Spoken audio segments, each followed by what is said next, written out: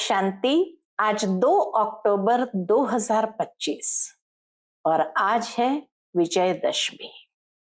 सभी भाई बहनों को विजयदशमी की बहुत बहुत हार्दिक शुभकामनाएं। सदा विजयी हमारा जन्मसिद्ध अधिकार बनकर रहे, बुराइयों के ऊपर संपूर्ण विजयी हो। तभी तो नवरात्र के पावन दिनों के बाद अंतिम दिन में विजयदशमी मनाते हैं, अर्थात आत्मशक्ति जैसे ही जागृत होती है तो सारी बुराइयों का खात्मा सहज हो सकता है। आत्मा को तीसरा नेत्र प्राप्त हो गया और साथ ही ज्ञान चक्षु से अज्ञानता का संपूर्ण विनाश, अर्थात जीवन के अंदर हर कमी कमजोरी के ऊपर, हर बुराइयों के ऊपर दैवी कुल की आत्माओं की विजय है। क्योंकि यह कल्प जैसे समाप्त हो रहा है, अब नया कल्प आरंभ होना है, सतयुगी दुनिया आ रही है, तो जरूर है उस सतयुगी दुनिया की जो देव कुल की आत्माएं हैं उन्होंने ही संपूर्ण विजय प्राप्त किया। तब आज भारत भर में विजयदशमी मनाई जाती है। ये तो जरूर है, रावण को हर वर्ष जलाते हैं, परंतु भारतवासी ये नहीं समझ पाते हैं कि रावण हमारा दुश्मन कब से बना, कैसे बना, और हर वर्ष उसको जलाते हैं फिर भी जलता ही नहीं। और श्री राम के साथ उसकी युद्ध हुई, श्री राम ने तो विजय प्राप्त किया था, फिर वो हमारा दुश्मन कैसे बना? यही कमी कमजोरियां, यही बुराइयां, यही विकृतियां, ये वास्तव में हमारी दुश्मन है जिसके ऊपर हमें विजय प्राप्त करना है। इसलिए हर साल रावण को बड़े से बड़ा बनाते जाते हैं। भावार्थ ये कि दिन प्रतिदिन दुनिया के अंदर भी बुराइयां बढ़ती जा रही है और इसीलिए उस रावण के ऊपर संपूर्ण विजय प्राप्त कर हमें अपनी दैवी दुनिया में जाना है, अर्थात राम राज्य को पुनः स्थापित करके राम राज्य में हम सब आत्माओं को जाना है। तो हमारा इतना सुंदर यादगार है। आज विजयदशमी के दिन लोग अपने जीवन के अंदर हमेशा शुभ कार्य करने का संकल्प लेते हैं। शुभ कार्य करने के लिए आज का दिन का मुहूर्त नहीं देखा जाता, सारा दिन ही शुभ है। नई चीजों की लेन देन, आदान प्रदान, नई चीजों की खरीदारी और जीवन के अंदर हमेशा सुख शांति बनी रहे उसकी कामना करते हैं। तो आप सभी को भी ऐसी विजयदशमी की बहुत बहुत हार्दिक मुबारक हो, मुबारक हो, मुबारक हो। आज की मुरली में बाबा ने बहुत सुंदर बात बताई है कि यह दुनिया रोगी हो गई है, इसलिए परमात्मा आकर के सारी दुनिया का ऑपरेशन करते हैं। ऐसा ऑपरेशन कर देते जो सारी दुनिया के अंदर, भविष्य के अंदर कोई भी प्रकार का रोग न मनुष्य को है, न पशु पक्षियों को है, न प्रकृति के अंदर कोई बीमारी फैलाने वाली कोई कीटाणु है। इसलिए आवश्यकता है कि हम भी बाप के मददगार बने और इस सारी सृष्टि को दुखों से बचाने के लिए बाबा कहे बहादुर बनना है।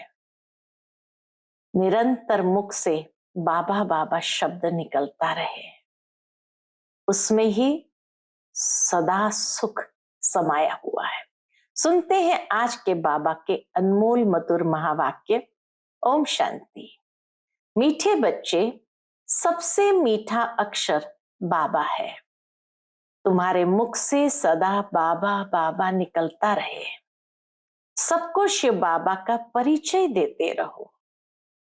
आज की मुरली से प्रश्न है, सतयुग में कोई मनुष्य तो क्या, जानवर भी रोगी नहीं होते हैं, क्यों? उत्तर है, क्योंकि संगम युग पर बाबा सभी आत्माओं का और बेहद सृष्टि का ऐसा ऑपरेशन कर देते हैं जो रोग का नाम निशान ही नहीं रहता। बाप है अविनाशी सर्जन। अभी जो सारी सृष्टि रोगी है, इस सृष्टि में फिर दुख का नाम निशान नहीं होगा। यहाँ के दुखों से बचने के लिए बहुत बहुत बहादुर बनना है। आज की मुरली से पहले गीत बजा है, तुम्हें पाके हमने जहां पा लिया, जमीन तो क्या आसमान पा लिया। ओम शांति। डबल भी कह सकते हैं, डबल ओम शांति। आत्मा अपना परिचय दे रही है। क्या परिचय दे रही? मैं आत्मा शांत स्वरूप हूं, हमारा निवास स्थान शांति धाम में है और बाबा की हम सब संतान है। सब आत्माएं ओम कहती है, वहां हम सब भाई भाई है। फिर यहाँ भाई बहन बनते हैं। अब भाई बहन से नाता शुरू होता है। बाप समझाते हैं, हमारे सब बच्चे हैं, ब्रह्मा के भी तुम संतान हो, इसलिए भाई बहन ठहरे। आत्माओं के रूप में तो सब शिव बाबा के बच्चे हैं, तो भाई भाई है। फिर ब्रह्मा के संतान होने के कारण बाबा कहे तुम भाई बहन ठहरे, तुम्हारा और कोई संबंध नहीं। प्रजापिता के संतान ब्रह्मा कुमार कुमारी है। पुरानी दुनिया को चेंज करने इस समय ही आते हैं। बाप ब्रह्मा द्वारा ही फिर नई सृष्टि रचते हैं। ब्रह्मा से भी संबंध है ना। युक्ति भी कितनी अच्छी है। सब ब्रह्मा कुमार कुमारी है। अपने को आत्मा समझ बाप को याद करना है और अपने को भाई बहन समझना है। क्रिमिनल आई नहीं रहनी चाहिए। क्रिमिनल आई नहीं रहनी चाहिए। यहाँ तो कुमार कुमारी जैसे बड़े बड़े होते जाते हैं तो आंखें क्रिमिनल बनती जाती है, फिर क्रिमिनल एक्ट कर लेते हैं। क्रिमिनल एक्ट होती है कहां पर? रावण राज्य में। सतयुग में क्रिमिनल एक्ट होती नहीं, क्रिमिनल अक्षर ही नहीं होता है। यहां तो क्रिमिनल एक्ट बहुत है। उनके लिए फिर कोर्ट आदि भी है, वहां कोर्ट आदि होती नहीं। सतयुग में कोर्ट भी नहीं होती। वंडर है ना, न जेल न पुलिस न चोर आदि कोई नहीं होते हैं। ये सब है दुख की बातें जो यहाँ हो रही है। इसलिए बच्चों को समझाया गया है, यह तो खेल है सुख और दुख का, हार और जीत का। इनको भी तुम ही समझते हो। गाया हुआ है, माया से हारे हार है। माया पर जीत बाप आकर आधा कल्प के लिए पहनाते हैं, फिर आधा कल्प हारना पड़ता है। यह कोई नई बात नहीं, यह तो साधारण पाई पैसे का खेल है। फिर तुम मुझे याद करते हो तो अपना राज्य भाग्य आधा कल्प के लिए लेते हो। रावण राज्य में मुझे भूल जाते हो। जैसे ही रावण राज्य आरंभ होता है बाबा को भूल जाते हैं। रावण दुश्मन है, उनको हर वर्ष भारतवासी ही जलाते हैं। जिस देश में बहुत भारतवासी होंगे वहां भी जलाते होंगे। कहेंगे ये भारतवासियों के धर्म का उत्सव है। दशहरा मनाते हैं तो बच्चों को समझाना है, वह तो हद की बातें हैं। रावण राज्य तो अभी सारे विश्व पर है, सिर्फ लंका पर नहीं है। विश्व तो बहुत बड़ी है ना। बाप ने समझाया है, ये सृष्टि सारी सागर पर खड़ी है। तो 3 हिस्सा पानी, 1 हिस्सा जमीन, तो जैसे टापू हो गया। मनुष्य कहते नीचे एक बैल व गौ है जिनके सींग पर सृष्टि खड़ी है, फिर थक जाते हैं तो बदलते हैं। अब यह बात तो है नहीं। पृथ्वी तो पानी पर खड़ी है, चारों तरफ पानी ही पानी है, तो अभी सारी दुनिया में रावण राज्य है, फिर राम अथवा ईश्वरीय राज्य स्थापन करने बाप को आना पड़ता है। सिर्फ ईश्वर कहने से भी कह देते हैं ईश्वर तो सर्वशक्तिमान है, सब कुछ कर सकते हैं, फालतू महिमा हो जाती है, इतना लव नहीं रहता।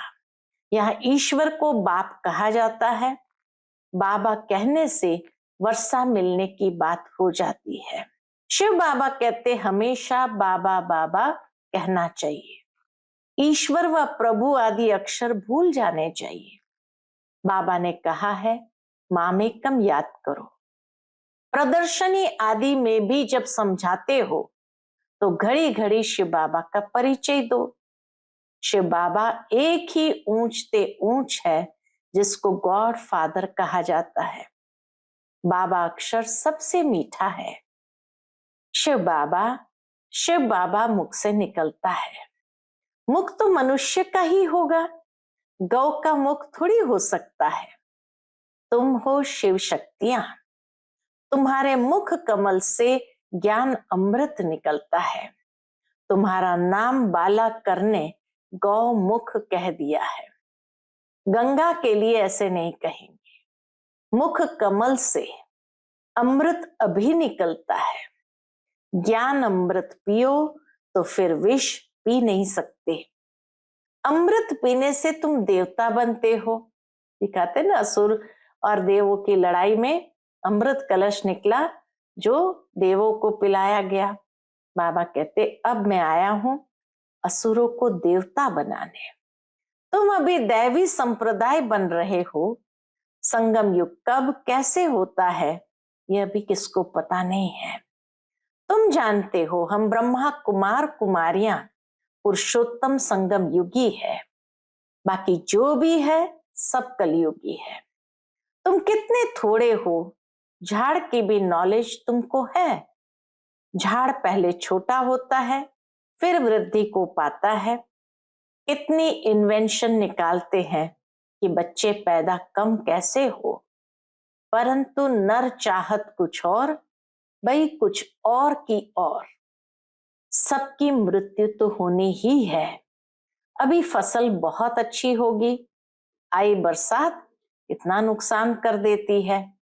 नेचुरल कैलामिटीज को तो कोई समझ न सके, कोई बात का ठिकाना थोड़ी है। कहाँ फसल हो और बर्फ के ओले पड़ जाए तो कितना नुकसान हो पड़ता है। बारिश न पड़ी तो भी नुकसान। इनको कुदरती आपदाएं कहा जाता है। यह तो ढेर होने वाली है। इनसे बचने के लिए बहुत बहादुर होना चाहिए। कोई का ऑपरेशन होता है तो कई वह देख नहीं सकते हैं, देखते ही अनकॉन्शियस हो जाते हैं।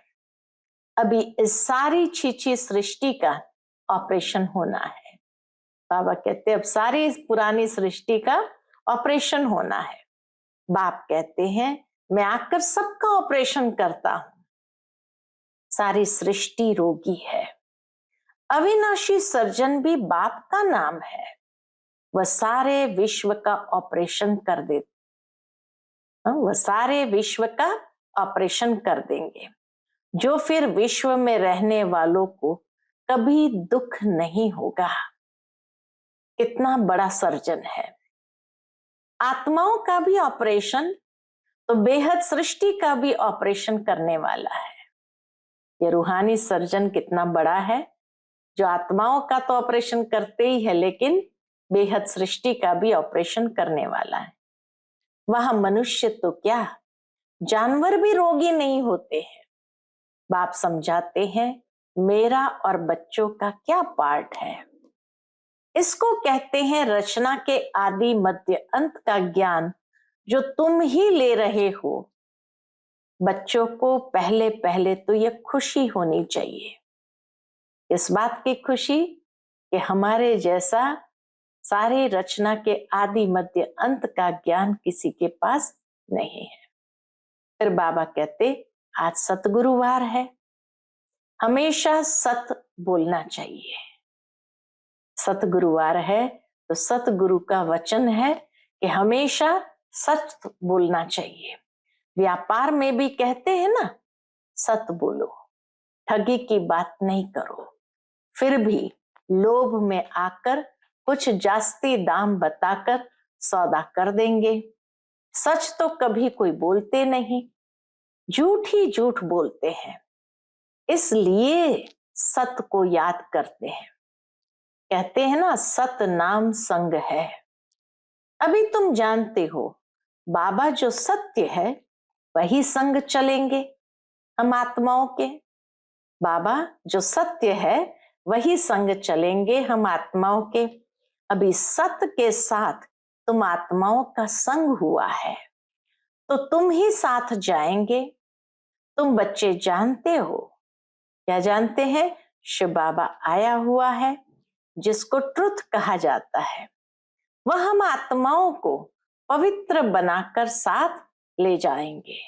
एक ही बार सबको घर ले जाएंगे। सतयुग में ऐसे नहीं कहते हैं कि हम राम राम संग है या सतनाम संग है, नहीं। बाप कहते अभी मैं तुम बच्चों के पास आया हूं, नैनों पर बिठाए ले जाता हूं। कितना प्यार करते बाबा, बच्चों को नैनों पर बिठाए ले जाता हूं। ये नैन नहीं, तीसरा नेत्र। तुम जानते हो इस समय बाप आए हैं, साथ ले जाएंगे। शंकर की बारात नहीं, यह शिव के बच्चों की बारात है। वह पतियों का पति भी है। कहते हैं तुम सब ब्राइड्स हो, मैं हूं ब्राइड ग्रूम। तुम सब आशिक हो, मैं हूं माशुक। माशुक एक ही होता है ना। तुम आधा कल्प से मुझ माशुक के आशिक हो। अभी मैं आया हूं, सब भक्तियां हैं, भक्तों की रक्षा करने वाला है भगवान। आत्मा भक्ति करती है शरीर के साथ। सतयुग त्रेता में भक्ति होती नहीं। भक्ति का फल सतयुग में भोगते हो, जो अब बच्चों को दे रहे हैं।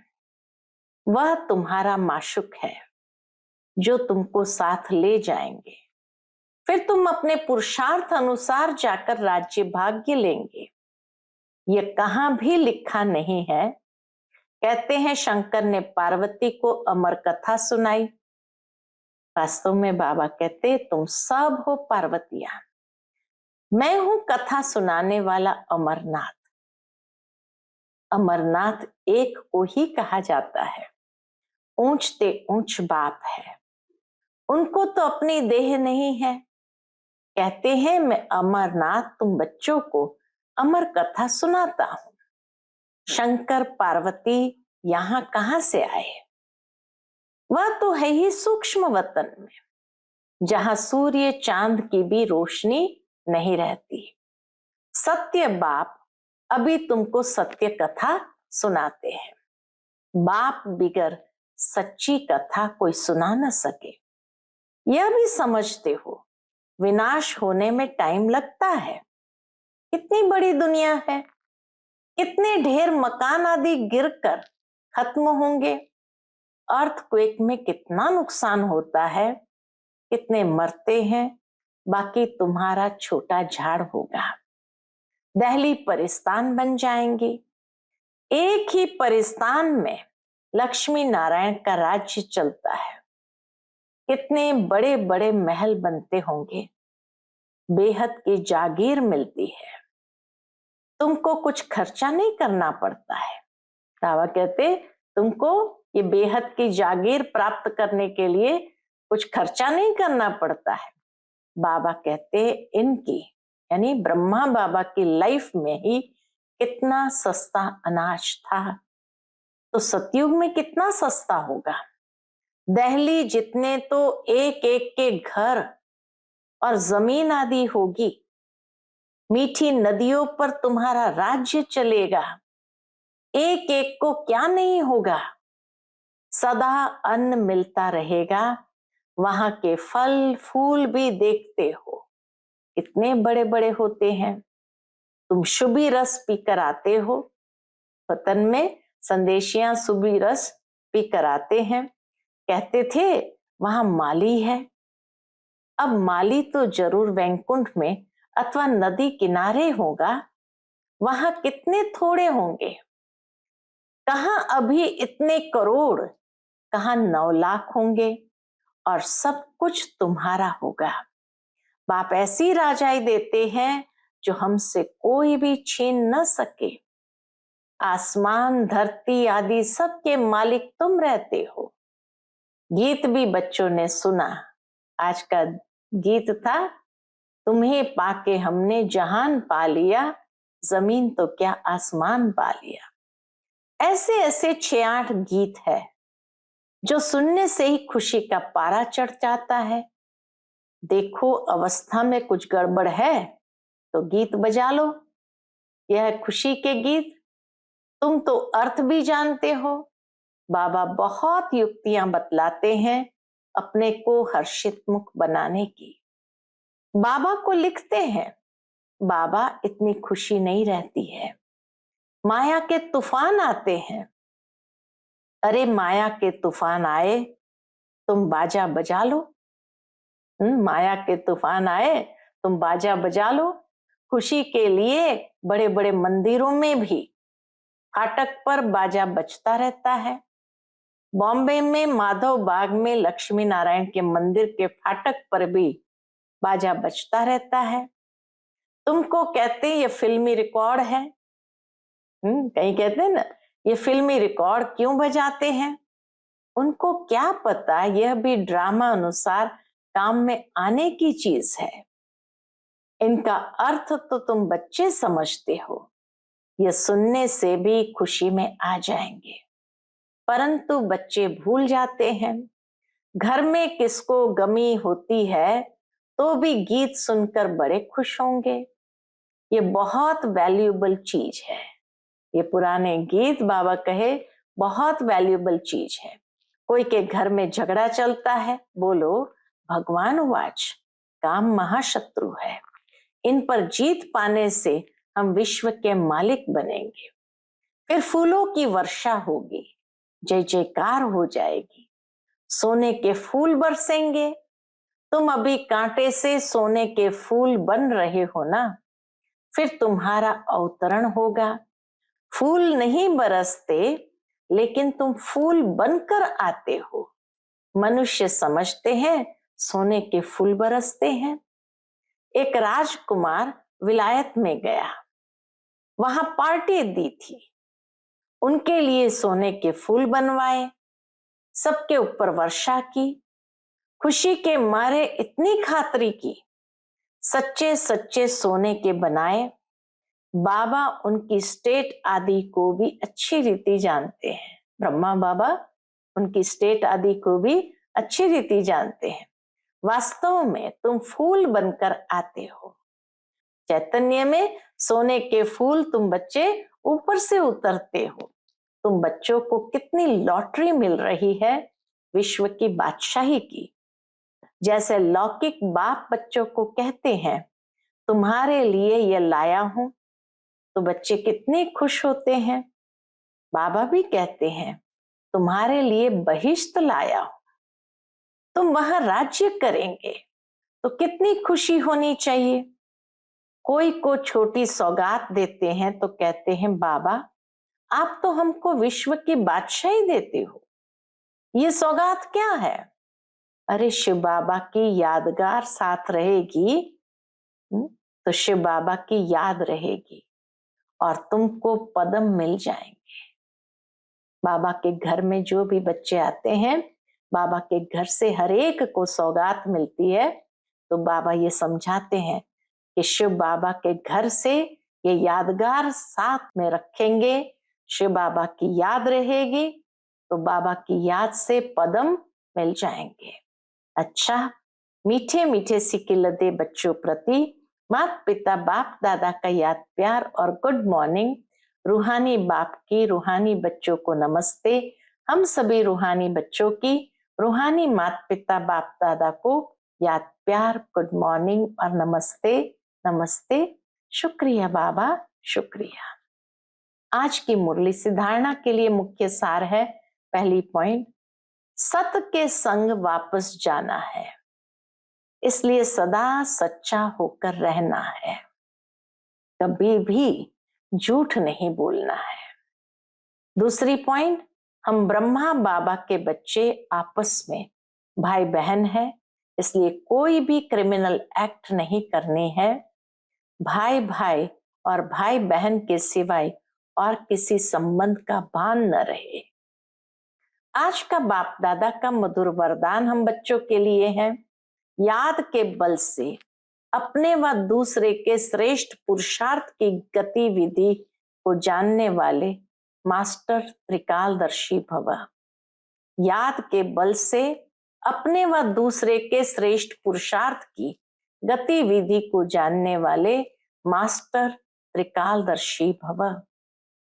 जैसे साइंस वाले पृथ्वी से स्पेस में जाने वालों की हर गतिविधि को जान सकते हैं, ऐसे आप त्रिकालदर्शी बच्चे साइलेंस अर्थात याद के बल से अपने व दूसरों के श्रेष्ठ पुरुषार्थ व स्थिति की गतिविधि को स्पष्ट जान सकते हो। दिव्य बुद्धि बनने से, याद से शुद्ध संकल्प में स्थित होने से त्रिकालदर्शी भव का वरदान प्राप्त हो जाता है और नए नए प्लान प्रैक्टिकल में लाने के लिए स्वतः इमर्ज होते हैं। आज का स्लोगन है, सर्व के सहयोगी बनो तो स्नेह स्वतः प्राप्त होता रहेगा। सर्व के सहयोगी बनो तो स्नेह स्वतः प्राप्त होता रहेगा। आज का व्यक्त इशारा है, स्वयं और सर्व के प्रति मनसा द्वारा योग की शक्तियों का प्रयोग करो। उसके अंतर्गत कोई भी यह नहीं कह सकता कि हमको तो सेवा का चांस नहीं है, कोई बोल नहीं सकता, तो मनसा वायुमंडल से सुख की वृत्ति, सुखमय स्थिति से सेवा करो। तबीयत ठीक नहीं है तो घर बैठे भी सहयोगी बनो। सिर्फ मनसा में शुद्ध संकल्पों का स्टॉक जमा करो, शुभ भावनाओं से संपन्न बनो। अच्छा, ओम शांति।